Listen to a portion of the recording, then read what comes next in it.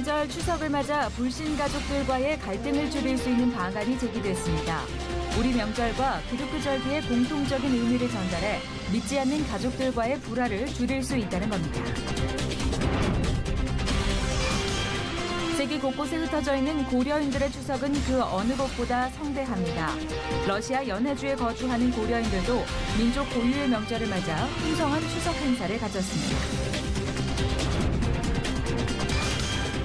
경찰청 조사에 의하면 최근 4년간 명절 연휴에 일어난 가정폭력이 하루 평균 1,000건에 달하는 것으로 나타났습니다. 명절 이후 늘어나는 이혼 소송도 이와 무관하지 않은데요. 부부 갈등이 주 원인인 만큼 스트레스 없는 명절을 보내기 위한 노력이 요구됩니다.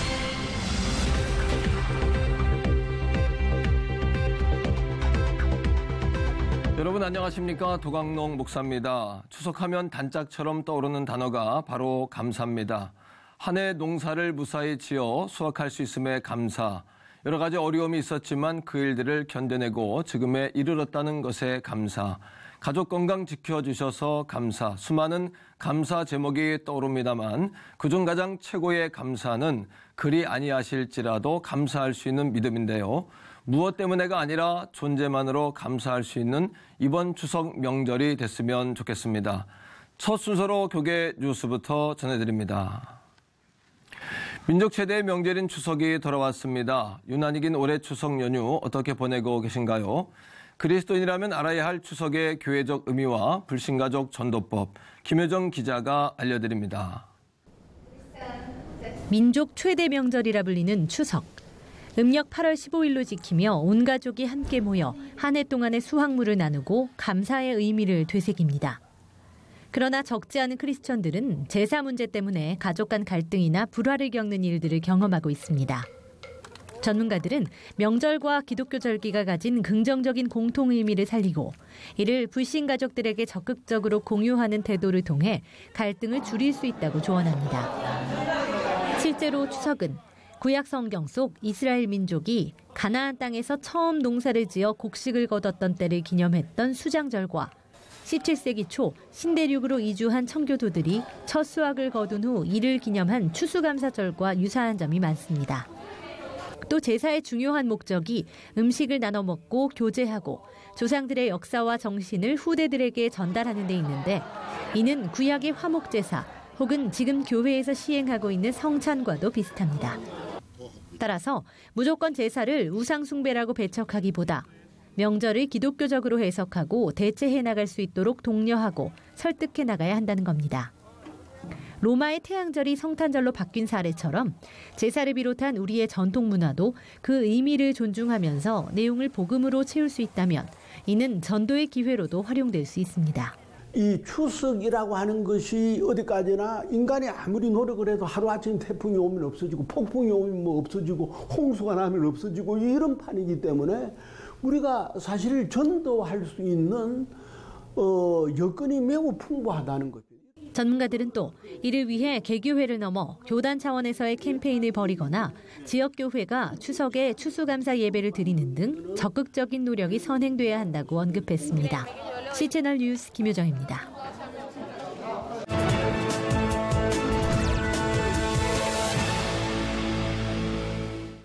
이번에는 나라 밖 소식입니다. 세계 최대의 난민 수용소가 있는 곳이 아프리카 케냐라는 것을 아십니까? 유럽의 난민 수용소는 많은 나라에서 관심을 보이고 있지만 세계 최대 규모인데도 아프리카에 있는 난민 캠프에는 그다지 이목이 집중되지 않습니다. 케냐에서 전해온 소식입니다. Getting clearance to visit the camp is not easy. After weeks of waiting, the Kenyan government gave CBN News the green light to land on a dirt airstrip in the middle of a parched and barren desert. 270 miles northeast of Kenya's capital city, Nairobi.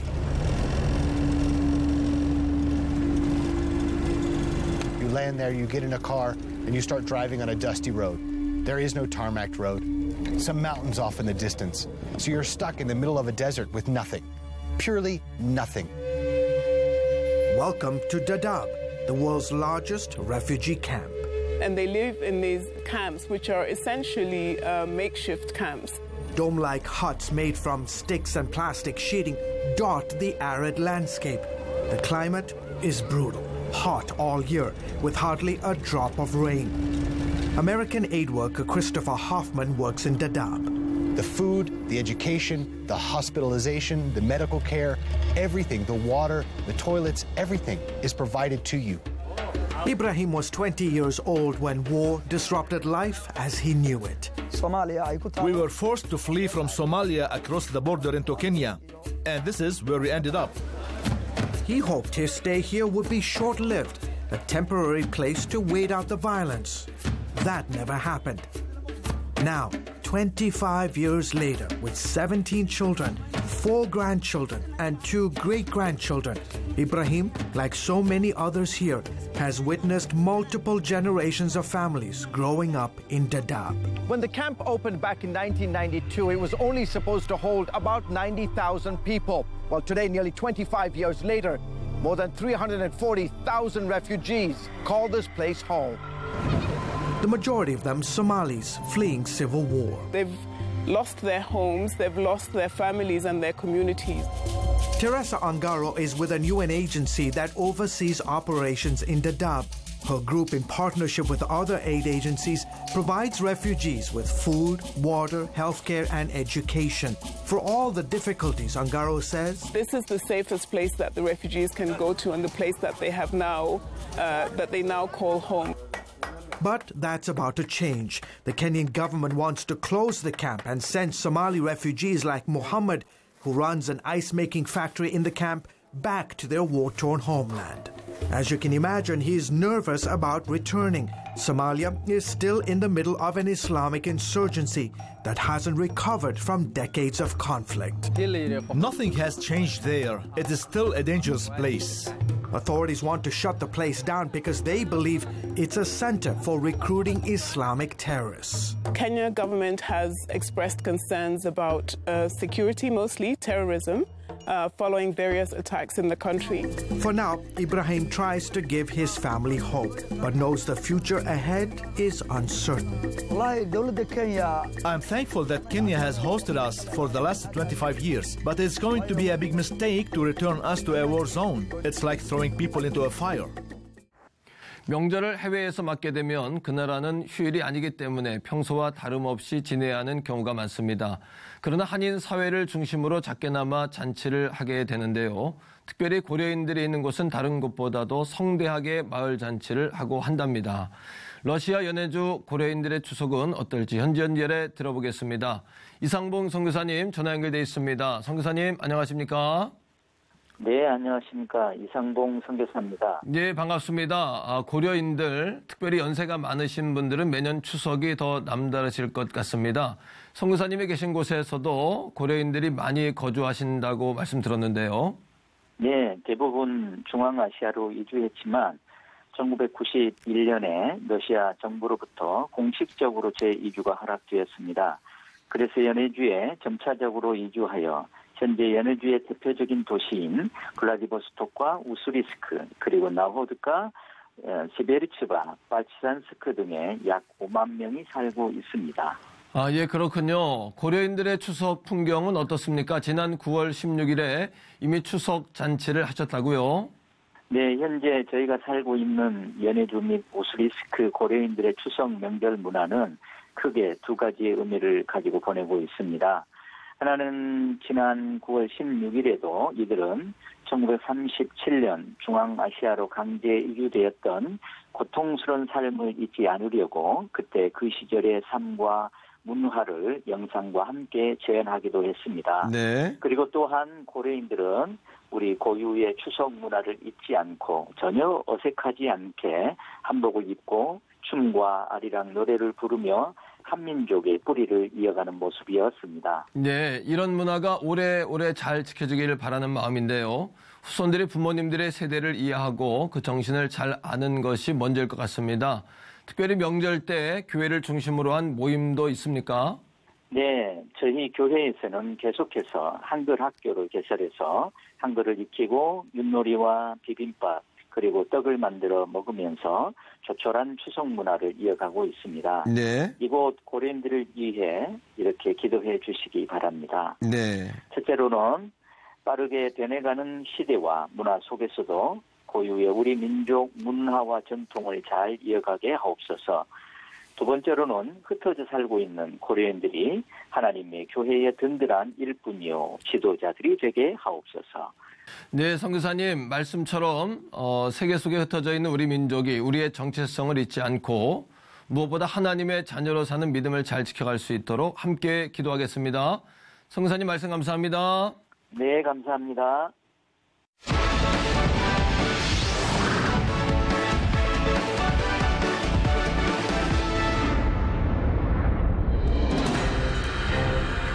명절 연휴 기간 중 가정폭력 신고가 평균 약 1000건에 달하는 것으로 나타났습니다.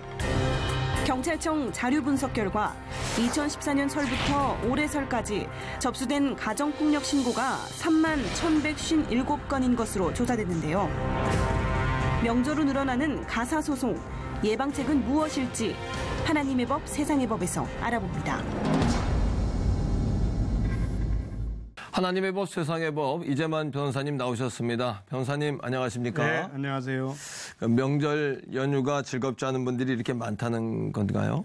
정말 하루에 1000건 이상, 평균 1000건 이상 그런 소송이 접수된다. 네. 이런 이야기 듣고 깜짝 놀랐습니다. 네. 예. 그 경찰청 통계에 의하면 예. 최근 몇 년간 이제 통계를 냈죠. 근데 예. 연휴 중에 가족 폭력 신고가 하루에 평균 974건 정도가 들어왔다고 하는데 네. 이것은 이제 매년 명절 연휴마다 평균 거의 1000건에 해당되는 가정 폭력 신고가 들어왔다는 것이죠. 예. 그래서 이 가정 폭력은 이제 2014년도에 그때는 이제 한 4,599건 정도가 접수됐는데 잠시 줄었다 2016년도에 다시 6,155건으로 급증했습니다. 그래서 지금 급증하는 그런 추세에 있습니다. 그렇군요. 네. 가정폭력이라는 것이 꾹꾹 참았다가 명절날 터진 것은 아닐 거고요. 평소에 이렇게 감정들이 많이 쌓였다는 이야기 같은데요. 예, 그렇죠. 예. 이제 명절이라면 설 명절과 이제 추석 명절이 제일 크죠. 그러니까요. 예. 근데 두 번밖에 없는데 그걸 못 참느냐 이렇게 얘기는 하겠지만 예, 예. 이제 특히 주된 이유는 명절 때 그 가사노동이 주로 이제 그 주부한테 집중돼 있고 그렇죠. 또 그로 인한 이제 동서 간의 갈등 또 고부 갈등 이런 것들이 이제 결국은 네, 가정폭력으로 이어지기도 하고 이혼의 주된 원인이 되기도 합니다. 그렇군요. 그리고 이제 또 명절 때는 인척들이 이제 오랜만에 만나죠. 그렇죠. 그러면 이제 앞으로 상속 문제도 있을 수 있을 테고 그렇군요. 또 부모님 재산을 앞으로 상속될 때는 어떻게 할 거냐 네, 예. 아니면 생전에 어떻게 증여할 것이냐 이런 재산 문제에 대해서 서로 다툼이 있어서 이런 것들이 명절 때 오랜만에 만나서 이제 그 부분이 이제 폭발해서 네, 예. 결국은 가정 폭력이 이제 더 많아질 수도 있고요. 근데 가정 폭력이 이제 가장 우려스러운 것은 이 가정 폭력을 이제 명절 때 한번 하다 보면 네. 한번 폭력을 해보면 결국은 이게 습관화되고 이게 강도가 점점 커진다는 겁니다. 네, 예. 그래서 처음에는 그냥 자존감을 해치는 언어적 폭력이 예. 그 다음에는 점차 성적 학대, 방임, 유기, 직접적 폭력, 물리적 폭력 이렇게 상당히 강도가 커지고 네. 심지어는 아주 극단적인 때까지 갈 수도 있는 것이죠. 그렇군요. 그리고 이제 제일 힘든 것은 자기를 지켜주는 가장 가까운 가족이 네. 또 가족으로부터 이렇게 폭력을 받았다고 했을 때 그렇죠. 그 피해자가 받을 수 있는 심리적, 정서적인 어떤 그 피해는 네, 네. 굉장히 심각해서 이것은 가정의 문제만이 아니라 사회의 문제가 될 수도 있는 것이죠. 그렇군요. 네. 명절 이후에 이혼 소송 건수가 많이 늘어난다 이런 이야기가 있는데요. 예, 그 부분도 예. 통계청의 최근 5년간 그 예. 자료에 의하면 설 명절 직후와 추석 명절 직후의 이혼 건수는 바로 직전 달에 비해서 약 11.5% 증가했다고 하고요. 그렇군요. 그다음에 이제 가정법률 상담소의 경우에는 명절 직후에는 이혼 상담 건수가 한 100% 증가한다고 합니다. 네, 예. 그러니까 결국은 명절 때 그동안 쌓였던 문제들이 한꺼번에 터트리는 그 방아쇠 역할을 하는 것이죠. 예, 예. 그래서 명절 때 방아쇠가 당겨지면 명절 직후에 바로 이혼 소송으로 연결되는 것이죠. 그렇군요. 이제 가족별로 이제 명절에 스트레스들이 또 있는 것 같아요. 민감한 부분들이 있는 것 같은데 네. 저희 아이도 이제 수험생인데 네. 명절에 안 가겠다는 거예요. 왜 안 가겠냐 그랬더니 가면은 대학 어디 쓰냐, 또 언제 시험 보냐, 점수는 어떻게 나왔냐, 자꾸 물어보니까 안 가면 안 되냐 이런 이야기를 우리 아이가 할 정도니까 어떤 가정에서 뭐 취업에 대한 문제, 결혼에 대한 문제, 또 재산에 대한 문제, 형제간에 또 비교하는 문제 이런 것들이 굉장한 스트레스로 다가오는 것 같은데요.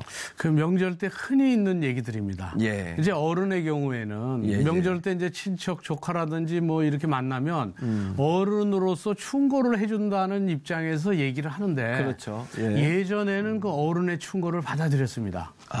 그리고 받아들이는 풍토가 다 있었기 때문에 맞습니다. 서로들 그것을 결국은 본인이 마음에 깊이 간직하고 그렇죠. 그대로 따랐는데 요즘에는 그걸 잔소리로 들어요. 그래서 그걸 스트레스로 느끼고 있습니다. 맞습니다. 근데 그 방법이 없어요. 지금 세대가 그렇기 때문에. 그러니까 이제 오랜만에 만나서 얘기하는 잔소리로 너 살쪘다, 뭐 결혼 안 하느냐, 아이는 언제 낳을 거냐, 야, 취직은 맞습니다. 안 하느냐. 그리고 결혼도 상대방을 하나 이렇게 선택해서 만나보라 이러면 되는데 그런 선택을 해주지도 않고 그냥 결혼 안 하느냐 뭐 이렇게 그게 이제 어른들의 어떤 충고라고 생각하는데 당사자는 잔소리로 듣기 때문에 그 점에 대해서는 상당히 배려를 해서 차라리 그냥 얘기하지 않는 것이 더 나을 수도 있는 것이죠. 그렇군요. 뿐만 아니라 이제 명절이 되면은 이제 오락 문화가 좀 우리나라가 좀 적지 않습니까? 특히 이제 그리스도인들 같은 경우에는 더 오락 문화가 작다 보니까 식구들끼리 모여서 고스톱도 치고 그러면서 이건 신앙적으로 해야 된다 말아야 된다 이런 좀 이야기도 다툼도 있고 좀 그렇지 않겠습니까? 이제 도박은 이제 도박죄로 형사 처벌될 수 있는데 그 형사 처벌되는 입법 취지는 도박은 이제 일확천금을 노리기 때문에 돈을 결국은 그 목적으로 그렇게 생각을 하고 뭐 또 여러 가지를 위한 수단에 불과한데 그걸 목적화하고 또 노동 가치를 아주 약하게 생각을 해요. 노동 가치의 그 중요성을 몰라서 노동 없이 그냥 일확천금을 얻으려는 그래서 노동 의욕이 상실되면 국가 경제적으로도 상당히 문제가 되죠. 그래서 도박죄를 처벌하긴 합니다. 하지만 명절날 친척끼리 일시오락의 정도로 하는 것은 형사처벌 대상은 아닙니다. 그러니까 명절날 아는 그 가족끼리 무슨 뭐 화토를 한다든지 이런 거는 이제 처벌되지 않는데 전혀 모르는 사람들끼리 모여서 명절 아닐 때 판돈을 크게 해서 하면 형사처벌이 되는 것이죠.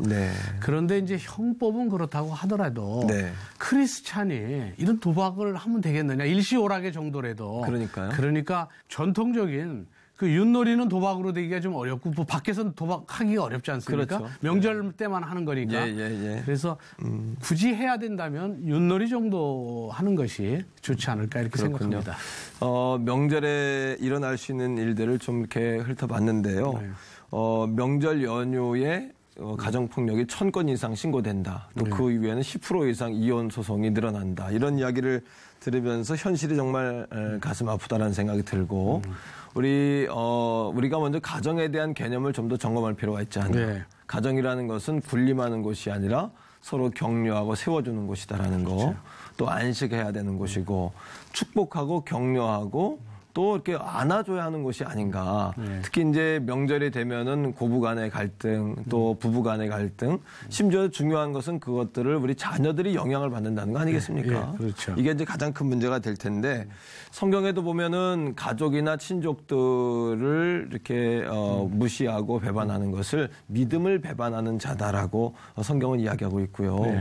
또 부모는 자녀를 노엽게 하지 말아야 하지만 또 자녀는 부모를 공경해야 하고 그러니까 가정이라는 것이 하나의 사회고 공동체라는 개념의 전환 이런 것들이 우리에게 필요하지 않나. 또 청교도는 가정을 교회로 여기지 않았습니까? 그리고 일터도 교회로 여겼고 또 부모와 자녀 간의 관계도 하나님의 자녀라는 개념들을 서로 가지고 공유했단 말이죠. 이러한 어떤 개념의 전환이 절실하게 필요할 것 같은데요. 그러니까 이제 옛말에 수신제가 치국 평천하라 이런 말도 있죠. 되게 가정이 건강해야 사회도 건강해질 수가 있는 것이죠. 그래서 이제 건강한 사회에서 결국은 사회성을 가지면서 자녀들이 살 수 있도록 건강한 가정을 가지게 되려면 무엇보다도 이 가정이 건강해지려면 교회에서 또 크리스찬들이 부모와 자녀들이 영적인 눈이 떠질 수 있도록 네. 이웃을 사랑하는 네. 그 용서의 훈련과 교육에 신경을 써야 할 때라고 보는 것이죠. 그렇군요. 네. 근데 가장 중요한 것은 이제 가정에서 그 가정에서 일이 끝나는 것이 아니라 다음 세대인 자녀 세대에게 그것이 영향을 준다라는 것에 좀 우리가 경각심을 좀 가져야 되겠고요. 명절에 있을 수 있는 여러 가지 일들을 한번 나눠봤는데 이제 연휴의 반이 지나고 있습니다. 네. 스트레스 없는 명절을 보내기 위해서 가족 구성원들의 노력이 좀 필요할 것 같고요. 지금까지는 명절을 준비하며 기대하며 살았다면 지금부터는 명절 이후에 삶을 좀 소망하고 상처받은 것들을 치유하고 각자의 일터나 가정으로 돌아갈 자녀 또는 고향에 계신 부모님들을 위로해야 되지 않나 이런 생각이 좀 듭니다만 어떻습니까, 변호사님? 네, 그렇죠. 보면 이 명절 증후군 이것은 뭐 명절 2, 3일이 힘들다고 해서 생기는 것은 아니고 이것이 이제 고부 갈등, 부부 갈등 또 자녀와의 갈등 이런 여러 가지 문제들이 그날 이제 폭발한 것이죠. 모여 있을 그렇죠. 때. 예, 맞습니다. 그렇기 때문에 이제 명절에 그런 어떤 갈등이 폭발하게 되면 그동안에 서로 간의 소통에 문제가 있었던 건 아닌지 한번 점검하는 기회로 삼고 그래도 문제가 해결되지 않는다고 한다면 뭐 전문가 상담을 받는다든지 전문가의 도움. 또 목사님과의 상담을 받는다든지 또는 교회에 있는 여러 부부 학교, 자녀 학교들이 있으니까 그런데 참여를 한다든지 이런 방법들도 한번 생각을 해보고요. 또 하나는 이 부부라든지 자녀라든지 가정 구성원들이 이 명절을 통해서 정말 동지의식을 가지고 그리고 하나님의 복음 안에서 하나가 될 수 있다면 그로 말미암아 선물로 주신 열매 또 수많은 감사의 조건들 이것을 확인할 수 있을 것이라고 생각합니다. 그러니까요. 아직까지 추석 명절에 가족 예배를 드리지 않은 가정이 있다면 이 저녁이라도 예배하는 시간을 좀 가지면 좋겠다는 생각이 들고요. 명절보다 저는 더 중요한 것은 명절 이후가 더 중요한 것 같아요. 자녀들이나 부모 형제가 흩어졌을 때 서로를 그리워하고 또 사랑하고 또 격려받고 또 끌어안아주고 또 그런 따뜻하고 화목한 주님이 함께 하시는 그런 명절이 되면 좋겠다라는 생각을 해봅니다. 변호사님 오늘 말씀 고맙습니다. 네, 감사합니다. 네, 고맙습니다.